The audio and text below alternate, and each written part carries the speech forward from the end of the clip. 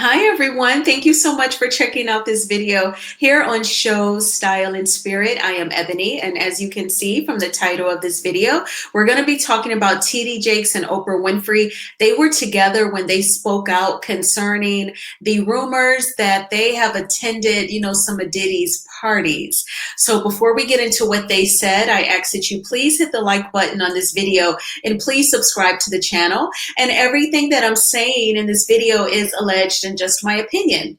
So shout out to the Neighborhood Talk on Instagram. This is one of my favorite blogs of all time, the Neighborhood Talk and the Jasmine brand. This is where the story is coming from. And it is a clip where Oprah and TD Jakes, they are together on stage. They're discussing things, and then they're going to talk about Diddy.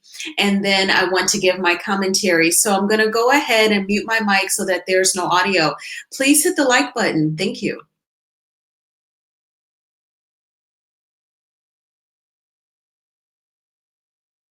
Near a puff party. Never been near.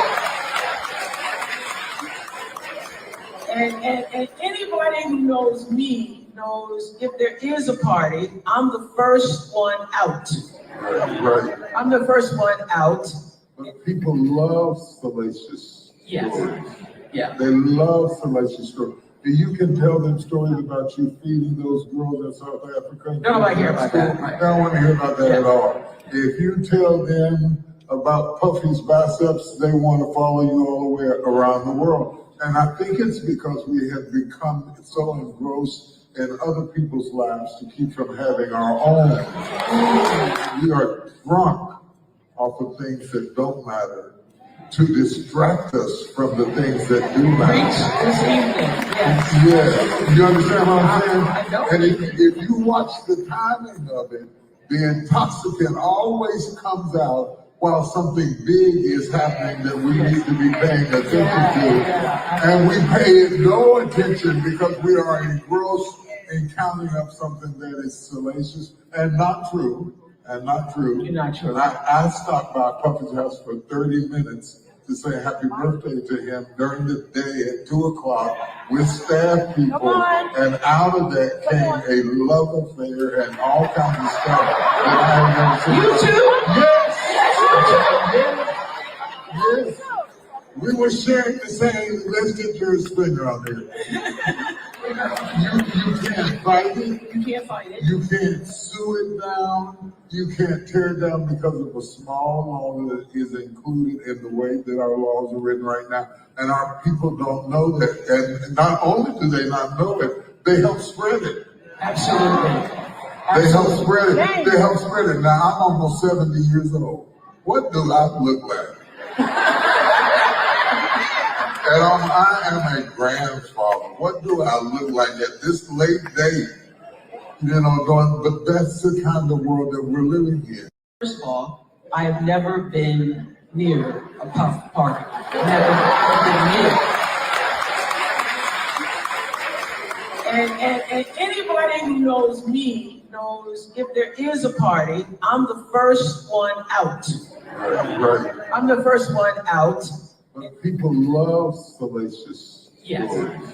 Yeah. They love salacious stories. You can tell them stories about you feeding those girls in South Africa. They don't want to hear about that. They don't want to hear about that at all. If you tell them about Puffy's biceps, they want to follow you all the way around the world. And I think it's because we have become so engrossed in other people's lives to keep from having our own. We are drunk off of things that don't matter to distract us from the things that do matter. This evening, yes. Yeah, you understand what I'm saying? I know. And if you watch the timing of it, the intoxicant always comes out while something big is happening that we need to be paying attention to. And we pay it no attention because we are engrossed in counting up something that is salacious and not true. You're not true. And I stopped by Puffy's house for 30 minutes to say happy birthday to him during the day at 2 o'clock with staff people. And out of that came a love affair and all kinds of stuff that I have never seen. You too? Yes. Yes. We were sharing the same. Let's get your Springer on there. You can't fight it. You can't fight it. You can't sue it down. You can't tear it down because of a small law that is included in the way that our laws are written right now. And our people don't know that. And not only do they not know it, they help spread it. Absolutely. They help spread it. They help spread it. Now, I'm almost 70 years old. What do I look like? And I am a grandfather. What do I look like at this late day? But that's the kind of world that we're living in. First of all, I've never been.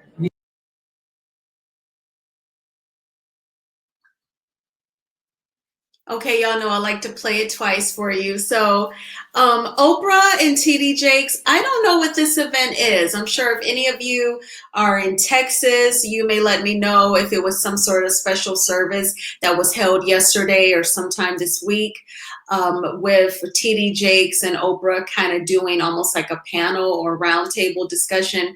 And they decide to address Diddy.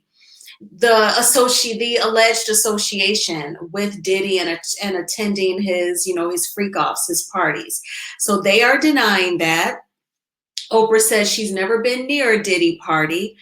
And TD Jakes said he's only been to Diddy's house for 30 minutes to say happy birthday. It was during the day, and there was lots of staffers at the home. I'm guessing like maids, cooks, perhaps even gardeners, security, And so he's saying that to saying like there are witnesses who can say I was just there for 30 minutes and no hanky-panky went on.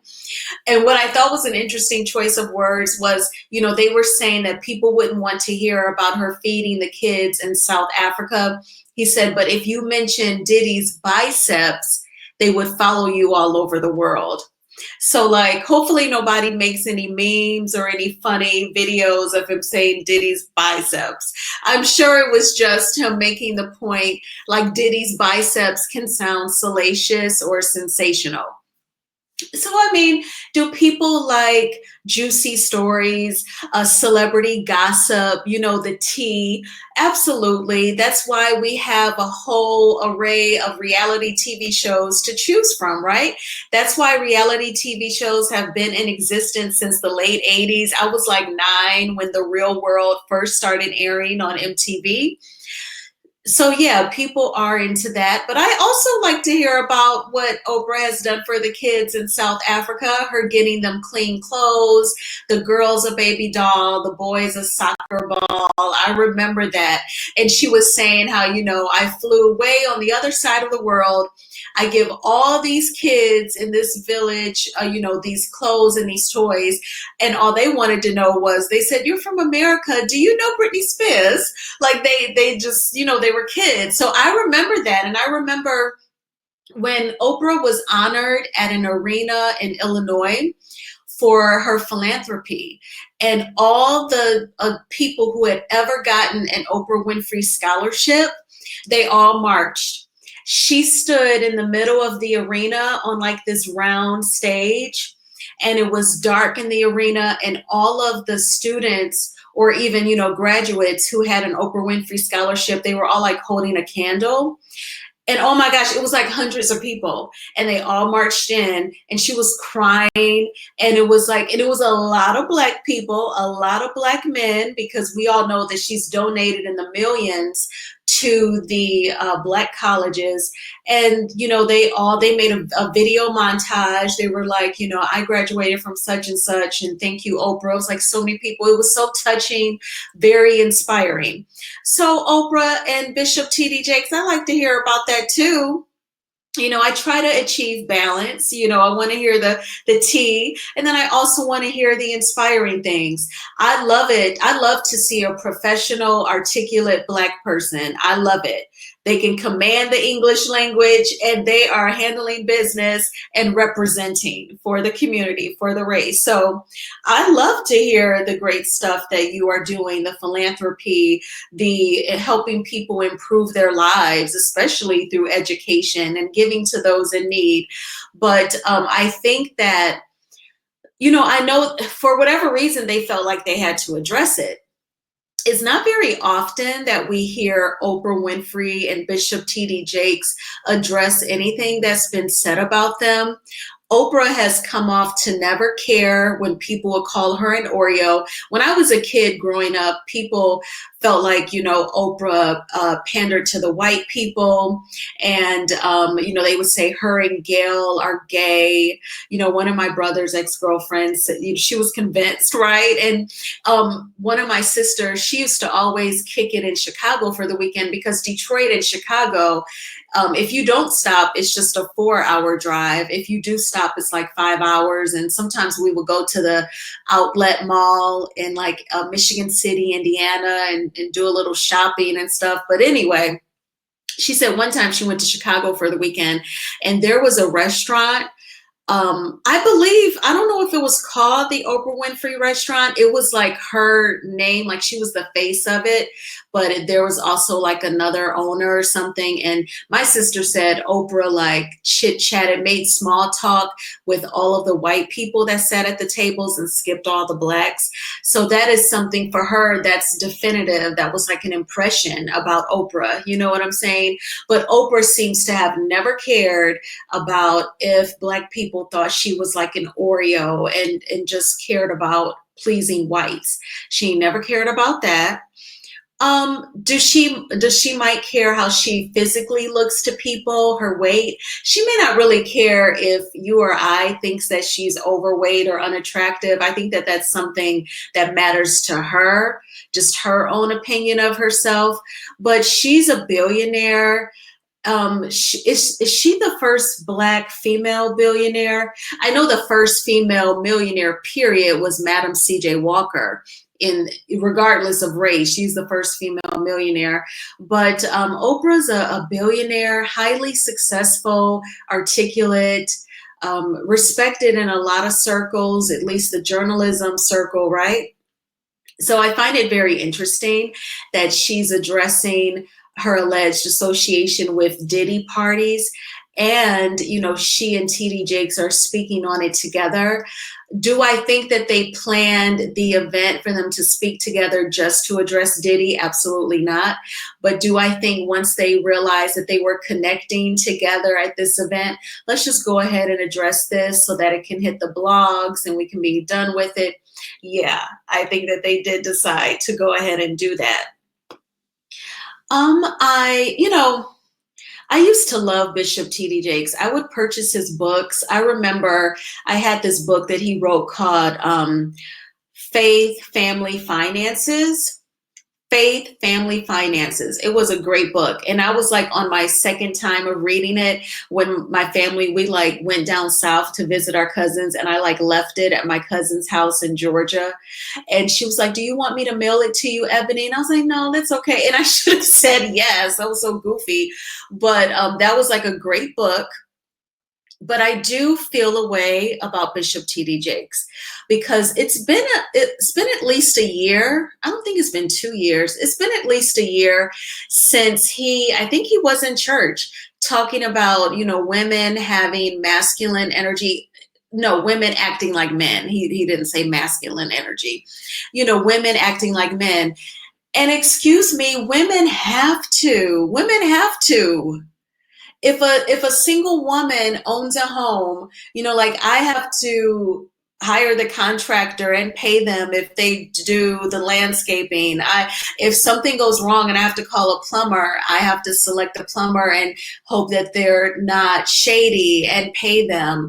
If a man does not step up and they're not interested in commitment because some environments in the Black community, like church, they promote marriage to women, but they don't teach men the benefits of marriage. And it's not like they're growing up seeing like a lot of married couples, including their own parents, so women have to tap into the masculine energy. They have to in order to take care of business in their own lives every day. So ever since he made that comment, I've been like side-eyeing him. And I feel like it's very important that people think independently. You have to think for yourself. and don't automatically, like, I think that's a free thinking person when they say things like, well, I haven't always agreed with 100% with what my pastor says, but I'm not going to be disrespectful. I just think to myself, I don't agree with that, and keep it pushing. I've had conversations like that with people in my personal life. So to me, that's like an independently thinking person. I think that that's important because you don't want to get sucked in like to a cult or people trying to mind fuck you, and try to psychologically abuse you. And that was just what that was giving when he said that. So, I just kind of give him the side eye. Now, as far as the association with Diddy, you know, okay, so in recent times, we're learning about these freak offs, right? And they're discussing it in court for his federal trial. Shout out to all of the bloggers who are in New York, baby, covering the trial. Queen Sheba, Armand Wiggins, and so many others. Wonderful, amazing job, okay? But there was a time when Diddy, he would host these all white parties in the Hamptons.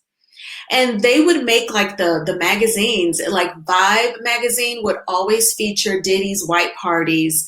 And so like Martha Stewart was there. She would take pictures with Snoop Dogg.